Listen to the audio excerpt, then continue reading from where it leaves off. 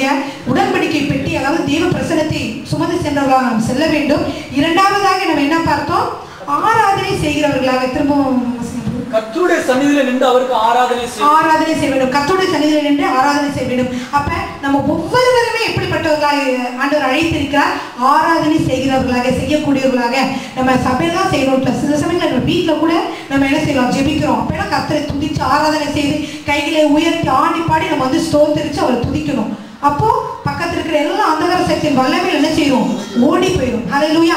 நம்மளுக்கு டிஸ்டர்பன்ஸா, நமக்கு எதிராக வந்த சக்தியில ஓடிடும். நம்ம வீட்டை சுற்றில இருக்கிற அந்தகார சக்தியின் வல்லமையில் கூட ஓடிடும். ஹல்லேலூயா. இப்படியாக வந்து நம்ம எப்படி இருக்கணும்னா ஆராதனை செய்யறவர்களா இருக்கணும். எப்பொழுது வந்து பரிசுத்தாவின் அபிஷேகத்தை நம்ம ஜெபிச்சுட்டு எப்பொழுதுமே ஜெபிச்சுட்டே இருக்கணும் அப்படின்னு நம்ம வந்து சத்தம் போட்டு இங்கே ஆர்ப்பரமாக ஜெபிச்சு உடம்பெல்லாம் சிலிர்க்கிற மாதிரி ஜெபிச்சாதான் வந்து நமக்குள்ள வந்து ஆவியானவர் இருக்கிறாரு அல்லது அப்படின்னு அர்த்தம் இல்லை. நம்ம வந்து சாதாரண நம்ம ஜெபம் பண்ணிட்டு நம்ம வெளியே போனாலுமே நமக்குள்ள என்ன செய்யுது? ஆண்டவருடைய பிரசன்னம் வருகிறதா இருக்குது. ஹல்லேலூயா. பாருங்க, அதனால நம்ம வந்து ஆராதனை செய்கிறவர்களாக நம்ம அழைக்கப்பட்டிருக்கிறோம் என்பதை நம்ம உணர வேண்டும். எப்பொழுதும் கர்த்தரை துதித்து ஆராதிக்க வேண்டும். பாருங்க, நம்மளுடைய தாவீது ராஜா கூட சொல்லுகிறார், என்ன சொல்றாரு? கர்த்தரை துதிக்கும் துதி எப்பொழுதும் என் வாயில் இருக்கும் என்று சொல்கிறார். ஹல்லேலூயா. எப்பொழுதும் என்னோட வாயில் இருக்கும். ஹல்லேலூயா. நம்ம கர்த்தரை துதிப்பதற்காக, அவருக்கு ஆராதனை செய்வதற்காக, அவரை மகிமைப்படுத்துவதற்காக நம்ம ஏற்படுத்தப்பட்டவர்கள். ஹல்லேலூயா. இரண்டாவது பாயிண்ட். மூன்றாவது பிரதர் திருப்பி அவர் நாமத்தை கொண்டு ஆசீர்வதிப்பதற்கும் கர்த்தர் லேவியின் கோத்திரத்தை பிரித்தெடுத்தார். ஹல்லேலூயா. அதுக்கு திரும்ப முதல்ல அக்காலத்திலே கர்த்தருடைய உடன்படிக்கை பெட்டியை சுமப்பதற்கும் இந்நாள் வரைக்கும் நடந்து வருகிறது போல கர்த்தருடைய சந்நிதியிலே நின்று அவருக்கு ஆராதனை செய்வதற்கும் அவர் நாமத்தை கொண்டு ஆசீர்வதிப்பதற்கும் கர்த்தர் லேவியின் கோத்திரத்தை பிரித்தெடுத்தார். ஹல்லேலூயா.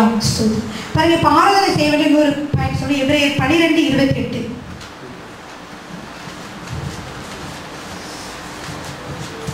ஆதலால் அசைவில்லாத ராஜ்யத்தை பெறுகிறவர்களாகிய நாம் பயத்தோடும் பக்தியோடும் தேவனுக்கு பிரியமாய் ஆராதனை செய்யும்படி. எப்படி செய்யணும்? பயத்தோடும் பக்தியோடும் தேவனுக்கு ஆராதனை செய்கிறவர்கள். ஹல்லேலூயா. ஆராதனை செய்வதற்காக கிருபை பெற்றுக்கொள்ளணும் சொல்லி. ஹல்லேலூயா. தேவனுடைய கிருபை தான் நமக்கு ஆராதனை செய்வதற்கு, துதிக்கிறதுக்கு எல்லாத்துக்கும் நம்மளை வந்து உதவி செய்வதா இருக்குது. ஹல்லேலூயா.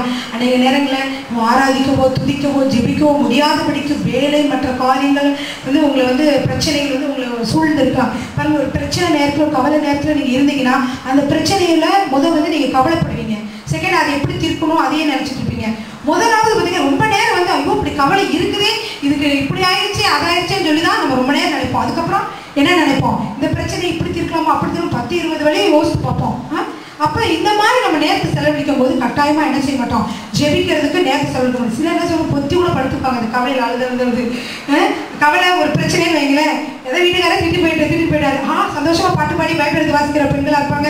இன்னைக்கு இப்படிலாம் சொல்லிட்டு போட்டா அழுது உடனே என்ன செய்வாங்க? சமையல் கூட செய்யாம அந்த காலத்துல நான் வந்து பார்த்துருக்கேன். சில சமையல் கூட செய்ய மாட்டாங்க. ஏன்னா வீட்டுக்காரங்க வந்து சண்டை போட்டு போயிட்டாராம், சமையல் கூட செய்ய மாட்டாராம். அப்படி சமைக்க மாட்டாங்க. படுத்து பொத்தி படுத்துக்குவாங்க அழுதுகிட்டு. என்னன்னா கவலை பாரம் இப்படி சொல்லிட்டாருன்னு சொல்லி இல்லையா? நம்ம வந்து அப்படி இருக்கக்கூடாது. அவன் என்ன சொல்லியிருக்கேன்? நான் வந்து ஆண்டவர்கிட்ட வந்து என்ன செய்யணும்? நம்ம வந்து ஜெபிக்கணும். ஹல்லேலூயா. ஆண்டவரை தான் ஆராதிக்கணும். ஆராதிக்கும் போது துதிக்கும் போது கட்டாயமா இந்த சூழ்நிலை மாறும். பத்தி படுத்து சமையல் பண்ணாம இருந்தா திருப்பி வீட்டுக்கு வந்து என்ன சமைக்கலாம் சொல்லி இன்னும் சண்டை தான் வரும். அதை தீர்க்கிறதுக்கு என்ன செய்யணும்? ஆண்டவர்கிட்ட ஜெபிச்சாலே ஆண்டவர் வந்து நம்மளுக்குள்ளேயும் வந்து அவருடைய அன்பை ஊற்றி கணவரை மன்னிப்பதற்கேற்ற ஒரு பலனையும் கிருபையும் சந்தோஷம் கொடுப்பாரு. அதே வேளையில் ஆண்டவர் அங்கேயும் கணவர்கிட்டே கிரியை செய்து இந்த மாதிரி மனைவி நம்ம பேசிட்டோமே அப்படி சொல்லி ஒரு மனதில் வந்து ஒரு கொடுத்து கர்த்தர் அவருடைய மனத்தை அவங்க மாற்றியிருப்பார். இப்போ நீங்கள் துதி ஜெபம் பண்ணும்போது பார்த்தீங்கன்னா உங்களுடைய வாழ்க்கையில் அவர் வீட்டுக்கு வந்த பிறகு வேற மாதிரி இருக்கும். அதே நேரத்தில் நம்ம கவலைப்பட்டு வீட்டுக்கு மற்றவங்களுக்குலாம் ஃபோன் எடுத்து சொல்லி வீட்டுக்கு பக்கத்தில் இருக்க பொம்பளைங்களாம் போய் அழுது சொல்லி பாருங்க அக்கா இப்படி நடந்துச்சுன்னா அப்படி இருந்துச்சு எல்லா கதையும் சொல்லி முடிச்சு இது பண்ணாலும் ஏதாவது பிரச்சனை தீர போகுதான்னு பார்த்தீங்கன்னா தீரவே தீராது இல்லையா? நான் சொல்கிறது கேட்டது குடும்பத்தில் சூழ்நிலை நீங்கள் இருக்கும்போது உங்களுக்கு எல்லாம் தெரிஞ்சிருக்கும். நிறைய வீட்டில் வந்து உங்கள் அக்கா மாரோ இல்லை மற்றவங்கள இந்த மாதிரி செஞ்சுருப்பாங்க இல்லையா? அதனால வந்து நம்ம என்ன செய்யணும்? ஆராதிக்கிற பொழுது கர்த்தரை துதிக்கிற பொழுது கர்த்தருடைய பிரச்சனை நம்ம மத்தியில் கடந்து வருகிறது. நம்மை விடுதலையாக்க, நம்ம இந்த பிரச்சனை விடுதலையாக்க, கணவன் மனைவிக்குள்ள ஒரு சண்டை சச்சரவு இல்லை குடும்பத்துக்குள்ள உங்கள் தகப்பன் தரப்புல பெரிய பிரச்சனைகள் எதாக இருந்தாலும் இல்லை நண்பர்களோட பிரச்சனைகள் இருந்தாலும் எதுவாக இருந்தாலும் என்ன செய்யும்? முறியடிக்கப்படும். ஹல்லேலூயா. எனவே ஆண்டவர் சொல்றாரு, நீங்கள் ஒன்றையும் குறித்து கவலைப்படாமல். அந்த வசனம் எப்பயுமே உங்களுக்கு ஞாபகம் இருக்கணும். கவலையா இருக்கிற நேரத்தில் டக்குனு இதை நினைச்சிருங்க. என்ன வசனம் சொல்லுது? குறித்து கவலைப்படாமல் எல்லாவற்றையும் ஸ்தோத்திரத்தோடு கூடிய ஜெபத்துடன் தேவனுக்கு தெரியப்படுத்துங்க. ஸ்தோத்திரம்னா என்னது? துதி, ஆராதனை. இதெல்லாம் சொல்லி கர்த்தருக்கு வந்து என்ன செய்யணும்? துதிச்சுட்டு ஒரு 10 நிமிஷம் ஒரு அரை மணி நேரம் ஜெபிச்சுட்டு வாங்க. எவ்வளவு ஒரு பிரச்சனையா இருந்தால் அந்த பிரச்சனை மாற்றக்கூடிய வழியை கர்த்தர் என்ன செய்வார்? நமக்காக உருவாக்குவார். நமக்கு எதிராக இருக்கிற எல்லா அந்தார சக்தி மேலவே சாத்தான் என்ன செய்வார்? முறித்து போடுவார். ஹல்லேலூயா. ஆமென். பார்ப்போம். முதலாவது வந்து பிரசன்னத்தை சுமக்க வேண்டும், தெய்வ பிரசன்னத்தை சுமக்கிறோம் என்று விசுவாசிக்க வேண்டும். இரண்டாவது அவருக்கு ஆராதனை செய்ய வேண்டும். மூன்றாவதாக நான் என்ன சொல்ல விரும்புகிறேன்னா மற்றவருக்காக பரிந்து பேச வேண்டும். ஹல்லேலூயா. என்னாகும் 16:45. இந்த சபையாரை விட்டு விலகி போங்கள், ஒரு நிமிஷத்தில் அவர்களை அதமாக்குவேன் என்றார். இந்த சபையை விட்டு விலகி போங்கள், இந்த சபையாரை விட்டு விலகி போங்கள், ஒரு நிமிஷத்தில் அவர்களை அதமாக்குவேன் என்றார். அவர்கள் முகம் குப்புற விழுந்தார்கள். ஹல்லேலூயா. இப்ப பாத்தீங்கன்னா இது வந்து என்ன எங்க நடக்குதுன்னா, எகிப்து தேசத்திலிருந்து மக்களை வந்து வனாந்தரத்தினுடைய கர்த்தர் கூட்டிக் கொண்டு வருகிற போது அவங்க என்ன செய்யறாங்கன்னா, அவர்களை நடத்தி வந்த மோசே தலைவருக்கு விரோதமாக முறுமுறுக்கிறாங்க. இந்த மாதிரி வந்து எப்பயுமே அவங்களுக்காக முறுமுறுக்கும் பொழுது கர்த்தர் வந்து அந்த மக்களை வந்து கொன்று போடுறாரு. கொன்று போட்ட பிறகு என்ன சொல்றாங்க, இல்லை நீங்க தான் கொன்று போட்டீங்க இவங்களெல்லாம் அப்படின்னு சொல்லிட்டு மோசையை வந்து முறுமுறுக்கிற பொழுது, மோசைக்கு விரோதமாக வந்த பொழுது ஆண்டவர் என்ன செய்யறாரு தெரியுமா? ஆண்டவர் என்ன செய்யறாருன்னா, ஒரு நிமிஷம் இந்த பக்கம் விலகுங்க. யாரை சொல்றாரு? ஆசாரியர்களையும் அந்த மோசையின் தலைவரையும் சொல்றாரு, நீங்க விலகுங்க, இந்த மக்களை என்ன சொல்றேன்? கொண்டு போட்டுறேன்னு சொல்றோம். அவ்வளவு ஆத்திரம் ஆண்டவருக்கு. அந்த வசனத்துல முழுதும் படிச்சு பார்த்தீங்கன்னா, அந்த அதிகாரத்தில் முழுசு படிச்சு பார்த்தீங்கன்னா, அவங்க அந்த இவங்களுக்கு விரோதமாக முறுமுறுத்துட்டே இருப்பாங்க. கர்த்தர் தண்டிப்பார். ஆனால் இவங்களை பார்த்து தான் என்ன செய்வாங்க? முறுமுறுப்பாங்க. அப்ப இந்த மக்களை பார்த்து இவங்க முறுமுறுக்கிற வேலையில கர்த்தர் சொன்னாரு, இந்த சபையாரை விட்டு நீங்க தள்ளி போங்க, நான் என்ன செய்ய போறேன்? இந்த வேலையில அவங்கள அதமாக்குவேன் என்று சொல்லுகிறார். ஹல்லேலூயா.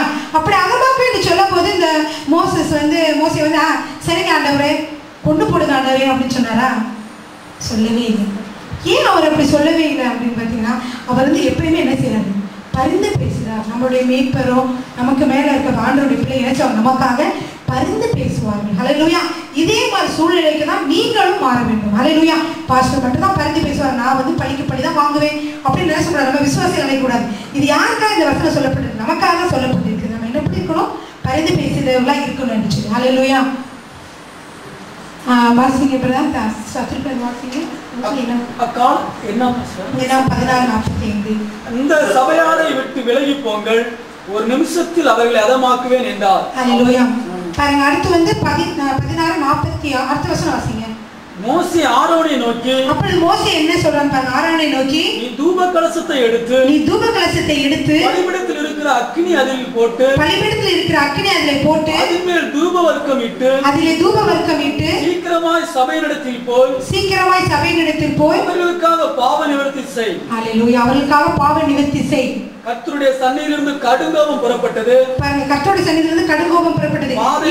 இப்ப வந்து தள்ளுங்கன்னு சொன்ன உடனே ஐயோ கர்த்தர் மக்களை அழிக்க போறான்னு சொல்லிட்டு என்ன சொல்றாருன்னா, மோசே வந்து ஆரோனாகி அந்த ஆசாரியன், அவன் வந்து ஒரு ஆசாரியன், அவன் ஆசாரியனை பார்த்து போ சீக்கிரமா போய் என்ன செய்யணும், நீ அந்த அக்கினியை வந்து பலிபீடத்திற்கு அக்கினியை எடுத்து கொண்டு போய் நீ வந்து எங்களை அவங்களுக்காக பாவ நிவர்த்தி செய் அப்படின்னா அவங்களுக்காக நீ பரிந்து பேசு, அந்த மக்களுக்காக அன்றவங்களை தண்டிச்சிடாதீங்கன்னு சொல்லி நீ வந்து அவங்களுடைய பாவத்தை நிவர்த்தி செய்வதற்கு நீ பாவ நிவர்த்தி செய்யணும்னு சொல்லி நம்ம வந்து மோசே வந்து சொல்லுறதை பார்க்கிறோம். அப்புறம் என்ன நடந்துச்சு பாருங்க 47. மோசே சொன்னபடி ஆரோன் அதை எடுத்துக்கொண்டு சபையின் நடுவில் ஓடினான். ஜனங்களுக்குள்ளே வாதை தொடங்கி இருந்தது. அவன் தூபவர்க்கம் போட்டு ஜனங்களுக்காக பாவ நிவர்த்தி செய்து செத்தவர்களுக்கும் உயிரோடு இருவருக்கும் நடுவே நின்றான். ஹல்லேலூயா. பாருங்க, அது ஆரம்பிச்சிருச்சு. இவர் போய் எடுக்கிறதுக்கு முன்னாடியே நிறைய பேர் என்ன செஞ்சுட்டாங்க, சாக ஆரம்பிச்சிட்டாங்க. எல்லாத்தையும் அப்படியே அடிச்சுட்டாங்க, அப்படியே செத்துட்டாங்க, செத்து விடுறாங்க. இப்போ வேகமாக போய் அந்த தூவங்களை பாவ நிவர்த்தி செய்து உயிரோடு இருக்கிறவங்களுக்கும் அந்த உயிரோட செத்தவங்களுக்கு நடுவில் நின்றுட்டான். அப்படின்னா என்ன அர்த்தம்? இதுக்கப்புறம் ஆண்டவரே அவங்க தொட வேண்டாம் அப்படின்னு சொல்லிட்டு பாவ நிவர்த்தி செய்வதற்காக வந்தான்னு பார்க்கிறோம். அப்பொழுது என்ன ஆச்சு? வாதி நிறுத்தப்பட்டது. நம்மளும் இதே மாதிரி ஆசாரியர்களாக மற்றவர்களாக பரிந்து பேசுறதுக்காக நம்ம ஏற்படுத்தப்பட்டவர்கள். மற்றவங்க வந்து ரொம்ப அநியாயம் பண்றாங்க, அக்கிரமம் செய்யறாங்க, நம்ம பார்க்கிற பொழுது அக்கிரமம் செய்யறாங்க, இப்படிதான் அழிஞ்சு போவான், அப்படிதான் போவான், இப்படிதான் போவான்னு சொல்லி நம்ம சொல்லி கொண்டிராதபடிக்கு நம்ம என்ன செய்யணும்? அவர்களுக்காக பரிந்து பேசுகிறவர்களாக நாம் மாற வேண்டும். ஹல்லேலூயா.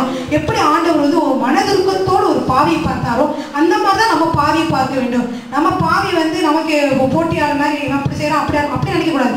அவங்கள பார்த்து நம்ம பரிதாபப்படணும். ஏன்னா அவங்க தேவனை அறியல, இயேசு கிறிஸ்துனால அவங்க பாவங்கள் கழுவப்படவில்லை. அதனால அவங்க எப்படி இருக்கிறாங்க, மோசமான ஜீவிச்சுட்டு இருக்கிறாங்க. ஸோ அவங்களுக்காக நம்ம என்ன செய்யணும், பரிந்து பேசுறவர்களாக இருக்க வேண்டும். அல்லேலூயா. பக்கத்தில் இருக்கிறவங்களுக்காக, பக்கத்து வீட்டில் இருக்கிறவங்களுக்காக, நம்ம பிளாக்ல இருக்கிறவங்களுக்காக, சுற்றிலும் இருக்கிற மக்களுக்காக, நமக்கு தெரிந்த மக்களுக்காக, அனைவருக்காகவும் நம்ம என்ன செய்யணும், பரிந்து பேசுறவர்களாக இருக்க வேண்டும். அல்லேலூயா. யாருக்காவது ஒரு பிரச்சனை நடந்துச்சு, யாருக்காவது ஒரு ஆபத்தில் சிக்கி கொண்டாங்க அப்படின்னா என்ன செய்யணும், ஆண்டவரே நான் அவங்களுக்காக பரிந்து பேசுகிறேன் ஆண்டவரே, நீங்கள் அவங்கள அதுலேருந்து விடுதலை செய்யுங்க ஆண்டவரே. இப்படி நம்ம அநேக நேரம் நம்ம செஞ்சுக்க மாட்டோம். இப்படி நம்மளுடைய உறவினர்கள், நண்பர்கள் ஒவ்வொருக்காக நம்ம ஜெபிக்க ஆரம்பிச்சோம்னா நம்ம எப்படிப்பட்டவர்களாக மாறுவோம், ஒரு பரிந்து பேசுகிற ஒரு ஆசாரியனாக நம்ம மாறுவோம். ஹல்லேலூயா. கர்த்தர் நம்மை அதற்காக தான் அழைத்திருக்கிறார் என்று சொல்லி பார்க்கிறோம். ஹல்லேலூயா. எனவே நம்ம வந்து பரிந்து பேசுகிறவர்களாக, பரிந்து ஜெபிக்கிறதுக்கு ஒரு டைம் இருக்கும், பரிந்து பேசுகிறதுக்கு ஒரு டைம் வச்சுக்கோங்க. அந்த டயத்தில் வந்து நீங்கள் வந்து அழைந்து போகிற மக்களுக்காக, உங்களுக்கு அந்த நேரத்தில் ஆண்டவர் ஒவ்வொருத்தருக்கும் ஒவ்வொரு மாதிரி செயல்படுவார். உங்களுக்கு ஏதாவது ஒரு பாரத்தை கொடுப்பாரு. ஏன் இந்த மக்கள்லாம் அப்படி இருக்காங்க அப்படின்னு சொல்லி உங்களுக்கு ஒருவேளை வாழ்க்கை பிள்ளைகளை கொடுத்து கொடுப்பாரு. இல்லை கல்யாணம் முடிச்சு திருமணமானவங்க ஏன் இப்படி இருக்காங்க அப்படின்னு சொல்லி உங்களுக்கு வார்த்தை கொடுப்பாரு. நீங்கள் அது ஏன் இப்படி இருக்கிறாங்க அப்படின்னு சொல்லி மற்றவங்களோட கதை பேசி அப்படி பேசிட்டு இருக்கிறது போல என்ன செய்யலாம், அதை வந்து வச்சு இப்படி பேசினா கூட அது வந்து பாயிண்ட்ஸ் எல்லாம் கிடைச்சா நீங்கள் என்ன செய்யணும், ஜெபிக்கலாம். இவங்களா இப்படி இருக்காங்க ஆண்டவரே, இவங்கள ரட்சிங்க, இவங்கள மாட்டுங்க, இவங்களுக்காக பறந்து நான் பேசுகிறேன் ஆண்டவரேன்னு சொல்லி அவங்களுக்காக நம்ம ஜெபிக்கலாம். அவங்களுக்காக நம்ம ஜெபிக்க என்ன செய்வோம், இந்த வாதை நிறுத்தப்பட்டது போலயே அவங்களுடைய வாழ்க்கையிலும் அந்த வாதை வந்து நிறுத்தப்படும், அவங்களுக்குள்ள பிரச்சனைகள் மாறும். ஹல்லேலூயா. எனவே நம்ம தான் என்ன செய்ய வேண்டியது இருக்கும், அவங்களுக்காக ஜெபிக்க வேண்டியவர்களாக இருக்கிறோம். நம்ம தான் என்ன செய்ய வேண்டியது இருக்கும், அவங்களுக்காக பரிந்து பேசுகிறவர்களாக இருக்க வேண்டும். ஹல்லேலூயா. எனவே இனிமேல் நீங்கள் ஒரு நேரத்தில் பரிந்து பேச வேண்டும் என்று சொல்லி யார் இருந்தாலும் நம்முடைய சகோதரர்கள், வர விசுவாசிகள் கூட சில வேளை உங்களுக்கு அவங்க செய்கிற காரியங்கள் குறைவாக தென்பட்டா கூட நீங்கள் அதுக்காக நம்ம அதை வந்து பேசி குறை பேசுறது சாத்தானோட வேலை. அவன் தான் என்ன சொல்கிறான், சகோதரர்களுக்குள்ளே வந்து என்ன செய்யறான், சகோதரர் வந்து தூற்றி திரிகிறான். நம்ம சகோதரர்களுக்குள்ளே என்ன சொல்ல, தூற்றாமல் இயேசு கிறிஸ்துவ போல என்ன செய்யணும், பரிந்து பேசணும். இயேசு கிறிஸ்து நம்மளை தூட்டலை. அவர் என்ன சொன்னார், நமக்காக பரிந்து தான் பேசினார். ஐயோ பாவம், இந்த சகோதரன் இப்போ திருந்திடுவான், இன்னும் கொஞ்ச நாள் டைம் கொடுங்களேன், அவன் திருந்தி வந்துடுவான், அந்த ஆசைத்திலிருந்து திருந்தி வந்துடுவான் அப்படின்னு சொல்லி ஆண்டவர் என்ன செய்வார், பிதாட்ட போய் வந்து பரிந்து பேசிக்கிட்டே இருப்பார் நமக்காக. ஹல்லேலூயா. எனவே மூணாவதாக நம்ம எப்படிப்பட்டவர்களாக இருக்க வேண்டும், பரிந்து பேசுகிற மக்களாக இருக்க வேண்டும். ஹல்லேலூயா. ஸ்தோத்திரம். அடுத்து பாருங்க, இயேசு கூட பரிந்து பேசுகிறார். எபிரேயர் 7ஆம் அதிகாரம் 24-25. இவரோ என்றென்றைக்கு நிலைத்திருக்கிறபடியினாலே மாறி போகாத ஆசாரியத்துவம் உள்ளவராய் இருக்கிறார். மேலும் தமது மூலமாய் தேவனிடத்தில் சேருவர்களுக்காக வேண்டுதல் செய்யும்படிக்கு அவர் எப்பொழுதும் உயிரோடு இருக்கிறவர் ஆகையால் அவர்களை முற்றுமுடிய ரட்சிக்க வல்லவருமாய் இருக்கிறார். எபிரேயர் 7:24-25. ஆமென். ஹல்லேலூயா. ஆண்டவர் நமக்கு என்ன செய்கிறார், ஜெபிக்கிறார், பரிந்து பேசுகிறார் என்று பார்த்தோம். ஹல்லேலூயா. ஒரு ஸ்கூல்ல வந்து ஒரு 2 பிள்ளைங்க படிக்கிறாங்க. ஒரு பொண்ணு ரட்சிக்கப்பட்ட பொண்ணு. அப்போ அந்த பொண்ணுகிட்ட வந்து இந்த பொண்ணு வந்து அழுதுகிட்டே ஒன்று சொல்லுது. என்ன சொல்லுதுன்னா, இந்த மாதிரி எங்கள் வீட்டில் வந்து அம்மாவுக்கும் அப்பாவுக்கும் பெரிய சண்டை, எனக்கு வந்து மனசில் கொஞ்சம் கூட நிம்மதியே இல்லை. ஏன்னா அம்மா அப்பாவுக்கு சண்டையப்போ எங்கள் மாமா அதை தீர்த்து வைக்க வந்தார். வந்து 2 பேர்கிட்டையும் பேசி பார்த்தாரு. 2 பேருமே ஒன்றுபடுற மாதிரி தெரியலை.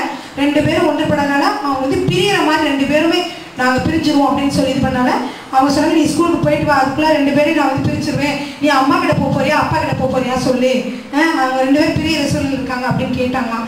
வந்து அழுதுகிட்டே வந்துட்டு அப்புறம் இருக்குது ஸ்கூலுக்கு. அப்போ அந்த தோழிகிட்ட சொல்கிறான், இந்த மாதிரி என்னோட குடும்பத்தில் வந்து எனக்கு வந்து அம்மாவும் வேணும் அப்பாவும் வேணும், நீ அம்மா கிட்ட போறியா அப்பா கிட்ட போறியான்னு கேட்டுட்டாங்க.